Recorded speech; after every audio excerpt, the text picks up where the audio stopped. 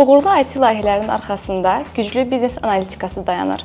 Biznes analitik olaraq əsas məqsədimiz texniki komanda ilə biznes arasında düzgün körpü qurmaq, ehtiyacları müəyyənləşdirmək və layihəni düzgün istiqamətdə yönləndirməkdir. Bu videoda sizə IT biznes analitik olaraq istifadə etdiyim və faydasını gördüyüm 3 əsas yanaşmanı təqdim edəcəm. 1. Dəyərin düzgün müəyyən edilməsi.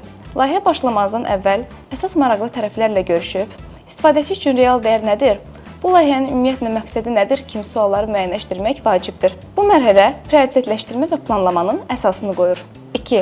Əziz və to be analizləri. Hazırda mövcud biznes prosesini vizuallaşdırmaq və gələcək vəziyyəti modelləşdirmək layihənin aydın yol xəritəsini çıxarmağa kömək edir. Bu yanaşma həm komandalar arası anlaşmanı artırır, həm də gələcək riskləri azaldır.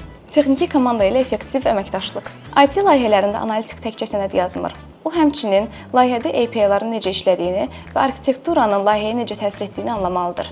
Amma əsas məqsəd texniki detalların biznes ehtiyaclarına uyğun olub-olmadığını müəyyənləşdirməkdir. Bu yanaşmalarla daha məhsuldar və uğurlu IT layihələrinə imza ata bilərsiniz.